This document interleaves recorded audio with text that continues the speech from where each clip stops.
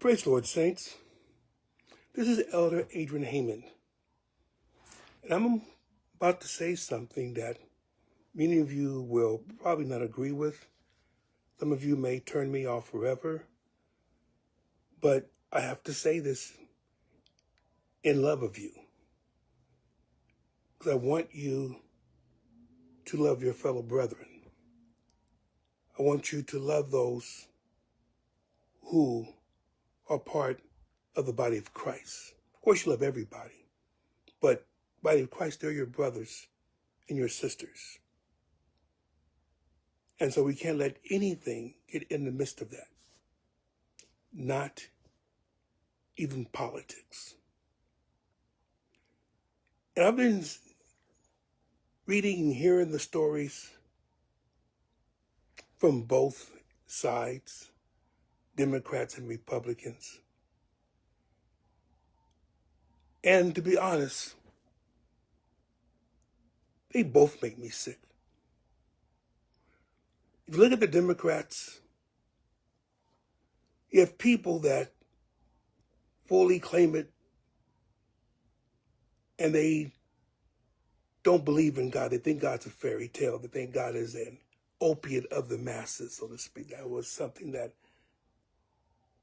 Lenin had said at the beginning of the communist era. And there are many people that, because of things that have happened in their lives, they blame God. Well, if God is real, how come this is happening? How come that's happening? He must not be real, or he must be a tool of evil. And so these are people that essentially still need saving, still need conversion, but at the same time, they have such a thought in your mind, almost hatred towards Christianity. And I can understand, though. I can understand. It's not that I don't understand. I do understand the premise that Christianity, to be honest, if we must all be honest, Christianity has been one of the forces that has split people against people, that have allowed atrocities around this world, that have caused the deaths of so many people. Now, I don't mean true Christianity. I mean the Christianity that people hold up as a banner. Now, if you're not part of that, then don't include yourself in it. But I understand where they're coming from, but they make the wrong conclusion. Because some people use Christianity as a weapon, then everyone who's Christian is evil. I don't take that. I don't believe that. And I won't accept that. There are some that are. We can't be blind. But there are many who are not. Those who disobey God, because to obey him would mean to turn away from your lusts. Those too. Many of those join the Democratic Party because they want the freedom to do whatever they want. Now, freedom is a good thing, but freedom to do evil is just freedom to be able to be enslaved to your flesh. So it's not freedom at all. It's an enslavement that essentially takes every hour, minute, and second of your life. And it leaves you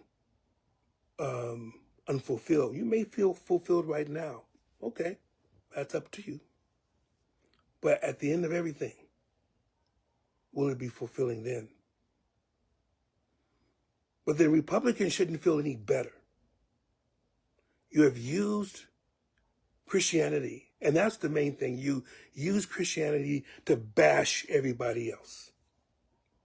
You use Christianity to say how so much better you are. You use Christianity to say so that you can lord it over somebody else. To be hypocritical. To say one thing to one person and then mean something else. Oh, I didn't mean it for you. I mean just for these people only. the same people who would okay racism. Either you would okay it or you would say, oh, there's no racism. Everybody's free. No, everybody is not free. As long as one person says something else to someone else that denigrates them because of their color or because of their culture, racism is not dead. It must be guarded against. And the fact that there are many that are kowtowing to it, that have taken the advances that we've made over the years and made it seem like it was an instrument of evil, but it ends up essentially hurting those that could least afford for it to go away, then that's bad. And to okay it, to sing to the Lord while you are committing or okaying such atrocities, I can't take that either. I can't even stomach it. So there's Democrats. Again, these are not all people. These are just some of them. And that's another thing. We take the actions of some and blow it up so that everyone gets blamed for it. And we've had that a lot over these last several years. Because so-and-so is a Democrat and he or she believes this, then you must believe it too. And so you're part of it and you okay it. And that can't be further from the truth. Or you're Republican. Oh, and you and because of your views on this, because we know your views, because there's someone else that believes these views and they're hated. They're hateful. So you must be hateful as well. No. If anything, what I want you saints to do, if you have to vote, then you vote. But you don't vote pertaining to party. You vote pertaining to what the Lord has touched you with. If you don't like racism, then don't vote with those who okay racism or have racist policies. If you don't like things like essentially gay marriage or something, or abortion, then you essentially don't vote for those.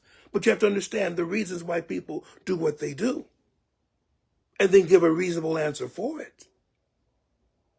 In other words, what I'm saying is, and I'm actually at that point too, that essentially is getting to I'm not even describing myself as a member of either party. Totally independent, which is what we really should be, is independent. Why? Because our citizenship is in heaven, not this place. Not that we're no longer U.S. citizens. Yes, we are U.S. citizens. We fulfill all the, we fulfill every one of the criteria for being a citizen, so we're citizens. So we have the right to vote. But we don't vote as a block. We vote according to our own conscience. And so these parties have to convince us that what they're doing is not only good for me, but it's good for others as well. And what they're doing, they're making enemies of the other side. They're not working together. They're not coming across the aisle to, because in order for you to compromise, they feel like you essentially have betrayed the most ardent supporters of a particular party. Stop being afraid to compromise. There's people's lives at stake. I'm not looking at you anyway to patrol the kingdom of heaven, because you're far from it. Well, Democrats are farther. Well, the Republicans are liars. You both disgust me. Now, we'll listen to your arguments. Some of your arguments are good. But in the context of what's going on right now, this country is headed for trouble and destruction. and you're not helping.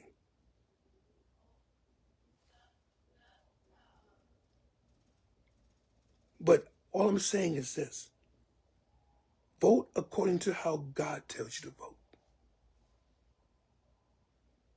That's good enough, according to what he is saying to do.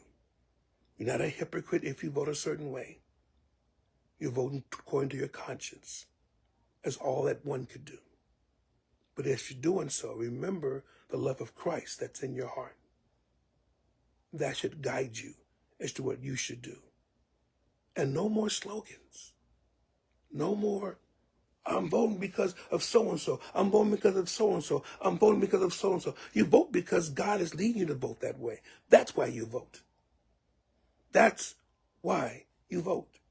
And not because any party is any more Christian than the other party. You have to remember, this is not a Christian country. I don't care how many people say it, it's not. There's too many non-Christian things that are taking place. Too many people that are using God for their own selfish purposes. This is not a Christian country. You're a Christian in this country. And the country will sometimes lead toward Christian principles. It doesn't make it a Christian country.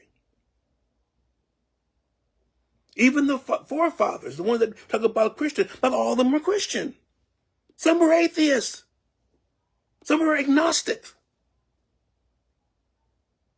But they all believed in freedom of the human soul. So we go with it. But don't be flattered. Don't be flattered by all this. Just know that you, my brother, my sister, you're an individual with needs. Maybe you've lost your job. You vote for things that will help restore the economy. Maybe you lost faith in our government. Then you vote for things that will help you restore faith in your government. In other words, you're voting in a secular election for secular things. When it deals with the spiritual things, go to church. Be a member of a church. Be a member of the church. Of the church. The church, which is the body, the ecclesia, the called out ones, to be members of the body of Christ. And we affect the world that way by persuading them with our words and our lives. We can't legislate holiness, but we can we can ensure that holiness lives within our hearts.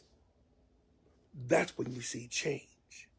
That's when you see true Christian change. I'm sure I've made a lot of people very angry right now.